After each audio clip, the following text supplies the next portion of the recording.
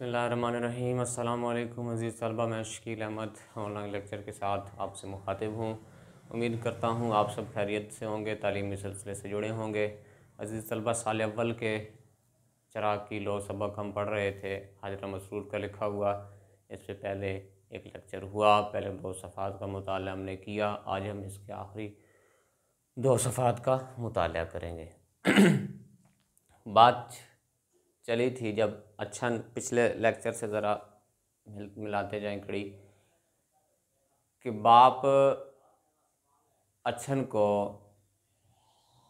बुरी हालत में देखता है तो उसे उसकी वालदा याद आती है अच्छन की, मतलब उसके बाप की बीवी अच्छन की माँ उसको याद आ जाती है कि आज से 2 साल पहले वो भी इसी हालत में थी और फौत हो गई। तो वो अब कफन दफन के लिए इधर उधर दौड़ा था और इंतज़ाम उससे ना हुआ था। जाहिर सी बात है, गरीब की पहचान गरीब से ही होगी, किसी अमीर से थोड़ी होगी। गरीब का दोस्त गरीब ही होगा और उसको भी भूख प्यास पेट की आग बुझाने के लाले पड़े रहेंगे। तो अपने मालिक के पास जाता है फिर, जो कि दुकानदार है और जिसके पास ये मुंशी का काम करता है, हिसाब किताब लिखता है, और अपनी मैली दाढ़ी आंसुओं से तर हाथ जोड़कर उससे इल्तिजा करता है कि जनाब जो है वो मेरे घर में बेगौरो कफन की लाश पड़ी है, तो आप मेहरबानी करें मुझे कुछ कर्ज़ अदा करें।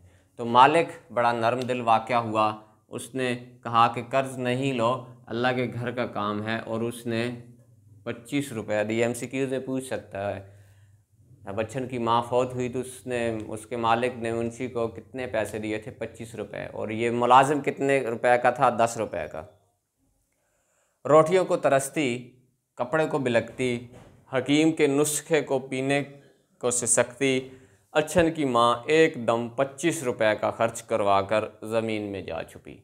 बड़ी अहम एक सतर है कि बाप के पास है कुछ नहीं, रोटियों को तरस रही है, कपड़े को बिलक रही है और हकीम साहब के नुस्खा पीने को, दवा खाने पीने को सिसक रही है, और अचानक 25 रुपये का खर्च करवा के, क्यों? मजबूरी थी, वो तो खर्च करना पड़ना था। और अब अच्छन बेहिस्सो हरकत दीवार से सर टेके बैठी है। अब उसके बाप को ये परेशानी लाहक हुई है कि इसकी माँ इतना खर्च करवा गई, अब ये भी खर्च तो होगा। माँ की वफ़ात के बाद ये भी बिल्कुल घुलती जा रही थी, हर किसी चीज़ में जी नहीं लगता था इसका, हर चीज़ के दाम बदल चुके थे, लेकिन अच्छन के बाप की तनख्वाह नहीं बदली थी, वो वहीं की वहीं थी। लेकिन क्या हुआ, मालिक की दुकान पर बहुत रश होता था, लेकिन मुंशी को इससे क्या फ़ायदा? वो तो हिसाब किताब लिखने में मशगूल रहता, और उसको इससे क्या, सारा मालूम अता तो मालिक के हिस्से में जाता। बोझ उठाने वाले जो मज़दूर थे, उन्होंने भी अपनी मज़दूरी बढ़ा ली थी, उन्होंने भी कहा था कि हम हमारी मज़दूरी बढ़ाएं। इसके दिल में भी ख्याल ये आया था तनख्वाह बढ़ाने का कि मैं मालिक से कहूँगा तनख्वाह बढ़ाओ, लेकिन मालिक इसके ख्याल को पहले ही भांप गया और कहने लगा कि तुम हिसाब किताब में बड़ी सुस्ती करने लगे हो, रकम लिखते ही नहीं हो, ऐसा करो घर नौकरी छोड़ो और घर बैठ जाओ। तो ये और परेशान हुआ कि भाई 10 रुपये जो आ रहे थे वो भी नहीं आएंगे, तो ये क्या? तो कहता है कि मुझे मुंशियों की कमी नहीं है, अमीर बंदा ख़रीद सकता है पैसे से, गुर्बत है लोगों के यहाँ, तो मुल्क में यही हालत है। तो कहता है कि बस पुराने होने का ख्याल करता हूँ, नहीं तो मैं तुम्हें कब का निकाल चुका होता। दुकानदार कहता है, अब हम आखिरी तकरीबन सफ़े पे पहुँच गए हैं। आए रोज़ ये सब सुन सुन कर उसका जी भी जो है वैसे भी जो है वो आज़ा हो जाता, वैसे भी बड़ा मायूस होता ये सारी बातें सुन सुन के। तो पड़ोस वाले कहते थे अच्छन के बाप को कि अच्छन को घर बार का कर दो, इसकी शादी कर दो, अच्छा खाएगी, अच्छा पहनेगी तो ठीक हो जाएगी। ये भी हमारे एक मुआशरे की बड़ी गुर्बत के हवाले से अहम बात है। लेकिन गरीब की दोस्ती गरीब से ही होती है। बेचारी को कोई ब्याह के ले जाता तो वो भी तो गरीब ही होता, कोई अमीर ना होता। फिर कहता है कि इसकी माँ ने कौन सा सुख पा लिया, इसकी माँ भी तो शोहर वाली थी, मुराद वो मेरी बीवी थी, उसने कौन सा सुख पाया, वो भी ऐसे ही मरी है। तो इसने भी ऐसे ही मर जाना है। बाप को अच्छन की हालत पर तरस आता है, पास जाता है, कहता है कि कहीं तुम मेरी बीड़ी पीने की वजह से तो नहीं नाराज़ मुझसे। तो वो कहती है अच्छन कि नहीं। बाप कहता है कि बेटा अब मैं बीड़ी नहीं पीऊँगा। तो अच्छन कहती है नहीं ऐसी बात नहीं है। अच्छन कहती है अब्बा चिराग की लो बढ़ा दूँ, मैं तो ये सोच रही थी। सबक का बड़ा अहम एक नुक्ता है। अच्छन कहती है जो मैं बाहर लुढ़क गई थी, बाहर खड़ी थी सर टिका के दीवार के साथ, मैं तो चाह रही थी कि ज़रा चिराग की लो बढ़ा दूँ, ज़रा रोशनी और आए, ये जानते हुए भी कि तेल बहुत नायाब हो गया, 2 पैसे का तेल, और वो भी पाँव जो है वो छिल जाते हैं खड़े होते होते, एक दूसरे पे चढ़ते चढ़ते ऐसे हजूम होता है।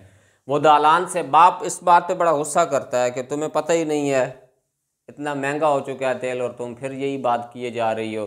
तो वो कहती है कि ठीक है फिर इसको भी बुझा दें, तेल लाने की ज़रूरत ही नहीं है ना, ये तो नाम तो ना होगा ना कि चिराग चल रहा है हमारे घर में। तो बाप बड़ा गुस्सा होता है।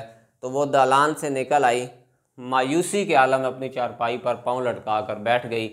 मिट्टी का तेल ही नहीं मिलता और सामने गली के नुक्कड़ वाले खूबसूरत 2 मंजिला घर में तमाम रात लालटेनों की रोशनी होती रहती है।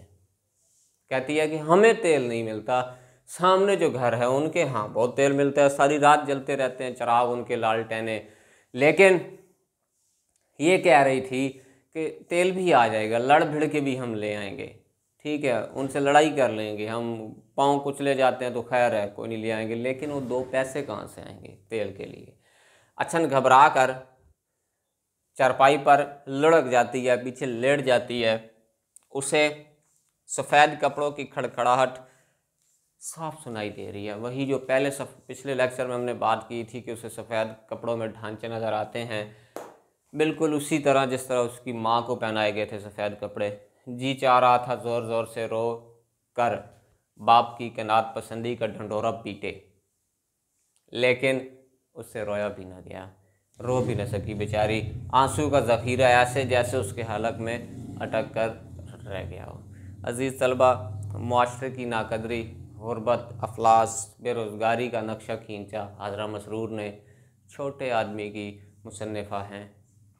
मज़ीद अगले लेक्चर के साथ इंशाल्लाह फिर हाज़िर होंगे। तब तक के लिए अपना ख्याल रखें, मुस्कुराते रहें, खुशियाँ बिखेरते रहें। अल्लाह हाफ़िज़।